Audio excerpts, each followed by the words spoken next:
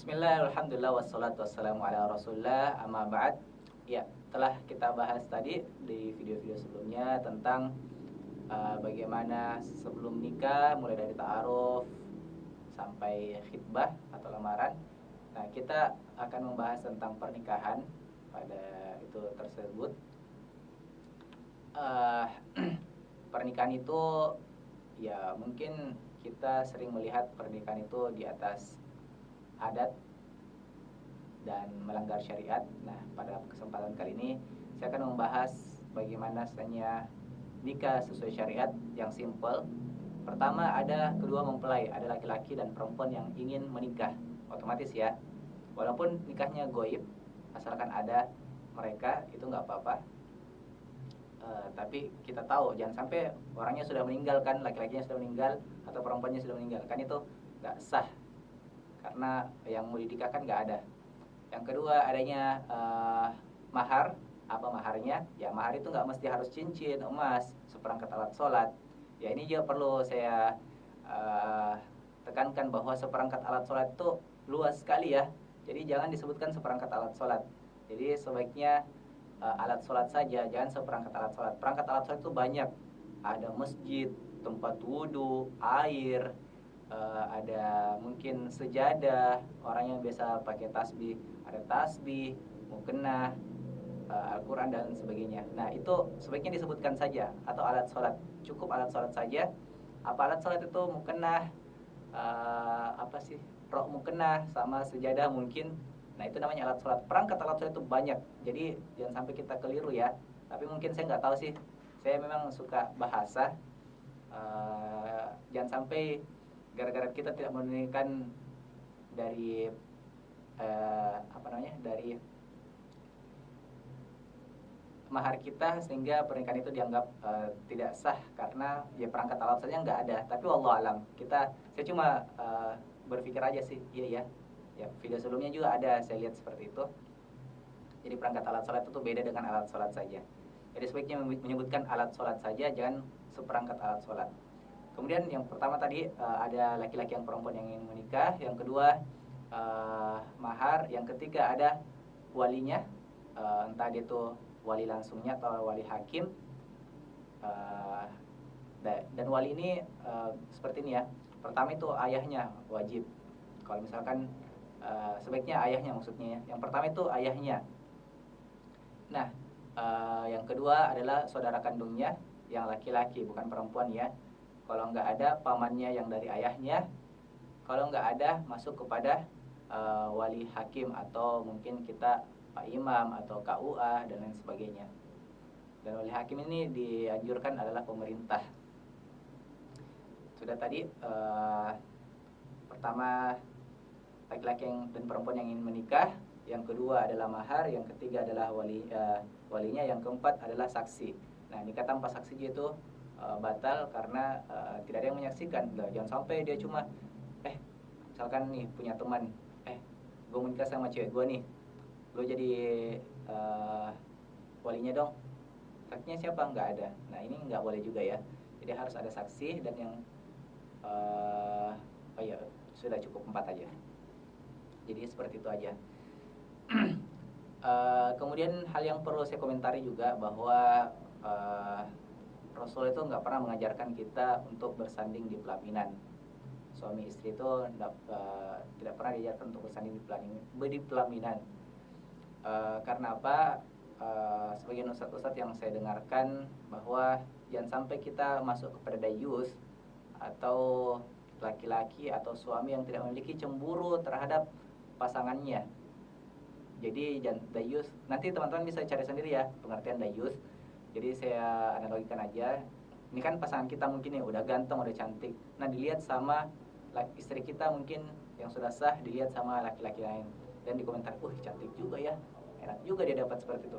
Mungkin juga perempuannya juga kayak gitu, suaminya ganteng juga, bisa lah. Nah, jangan sampai ada niat-niat menjadi pelakor-pelakor gitu kan. Nah, seperti itu. Tapi kita nggak suzon ya sama orang. Tapi saya menganjurkan bahwa tidak bersanding laki-laki dan perempuan. Sebaiknya pernikahan itu dihijab. Kalau misalkan gedung atau rumah, dihijab saja. laki-laki di kiri atau di kanan, perempuan di kiri atau di kanan. Nah, tamu perempuan bisa bermusafahah, mengucapkan selamat dan doa kepada pengantin perempuan saja, laki-laki juga seperti itu. Nah, ini juga penting ya. Tadi sudah dibahas bahwa bara api itu ditusukan kepada tangannya itu lebih baik daripada harus menyentuh wanita yang bukan mahramnya. Jangan sampai kita saat salaman, kita salaman dengan orang-orang yang bukan mahram kita, dan itu hukumnya dosa. Sebaiknya dipisah, dihijab antara pengantin perempuan dan tamu perempuan, juga laki-laki dan tamu laki-laki. Seperti itu kurang lebih lah. Kemudian apa lagi ya yang perlu saya komentari, bahwa ya makanan itu nggak mesti harus catering, nggak mesti harus menyediakan semua tamu undangan, nggak mesti. Tapi Rasulullah menganjurkan seburuk-buruk syarut ta'amul walimah, seburuk-buruk makanan adalah makanan walimah. Tud'a bihal aghniya, diundang olehnya pada pernikahan itu orang-orang kaya dan mengabaikan orang-orang miskin. Jadi afdalnya itu pernikahan itu dan untuk menjadikan pernikahan itu tidak buruk, makanannya, cateringnya atau hidangannya itu tidak menjadi buruk adalah mengundang orang-orang miskin. Tadi saya ulang hadisnya, syarut ta'amul walimah, seburuk-buruk makanan adalah makanannya pada saat walimah. Tud'a bihal aghniya, diundang olehnya orang-orang kaya dan mengabaikan orang-orang miskin. Nah, kalau kita lihat kenapa ya wajar aja sih, kan itu kan teman kita ya, sebaiknya undang juga orang miskin ya, karena orang-orang kaya mungkin atau orang berkecukupan mungkin bisa makan seperti itu, bisa lah. Tapi kalau orang-orang miskin kan mungkin makan seperti di makanan walimah ya jarang-jarang kan, apalagi kita tahu bahwa dia ya beli daging susah, beli seperti itu yang ada di catering itu susah. Maka sebaiknya undang juga orang-orang miskin. Seperti itu kurang lebih supaya menjadikan walimah kita, cateringnya itu, makanan itu berkah dan tidak jadikan seburuk-buruk makanan. Kemudian ya masih masalah makanan, tidak mesti harus cateringan yang saya bilang tadi. Dan bisa saja kita misalkan sudah walimah, kita nikahnya sederhana. Setelah akad ada wali, ada saksi akad.